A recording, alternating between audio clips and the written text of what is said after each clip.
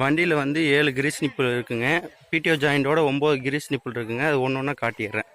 First இந்த ஜாயிண்டில் இருக்க ஒரு கிரீஸ் நிப்பிள் ஒன்றுங்க, டெய்லியும் அடிக்கணும் கிரீஸு. இங்கே ஒன்று 2 இந்த இடத்துல இருக்குது பாருங்கள், தெரியலன்னா இங்கே பாருங்கள். 3வது இந்த கட்போர்டு ஸ்ப்ராக்கெட் இருக்குது பார்த்தீங்களா, இந்த கட்போர்டு ஸ்ப்ராக்கெட்டுக்கிட்ட இங்கே ஒரு கிரீஸ் நிப்பிள் இருக்குது. 4வது இந்த பாருங்கள், இங்கே ஒரு கிரீஸ் நிப்பிள் இருக்குங்களா, இந்த கிரீஸ் நிப்பிளுக்கு டெய்லி கிரீஸ் அடிக்கணும்.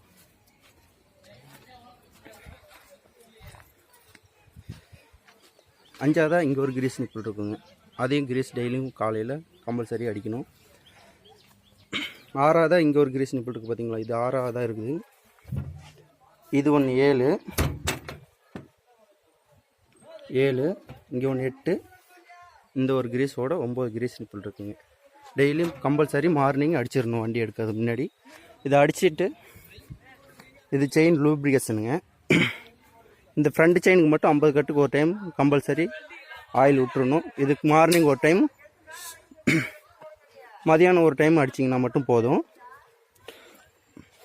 நெக்ஸ்ட்டு இந்த மார்னிங் இந்த இடத்துல கீழே ஒரு கேம் ஒன்று இருக்குங்க, அந்த கேமில் மட்டும் மார்னிங் ஆனால் கொஞ்சோண்டு இவ்வளோ கிரீஸ் மட்டும் எடுத்து கீழே அப்ளை பண்ணி விட்டிங்கன்னா உங்களுக்கு கரெக்டாக இருக்குங்க. அந்த கேமுக்கு பேரிங் ஒரு 4 பேரிங் ஓடிட்டுருக்கும்.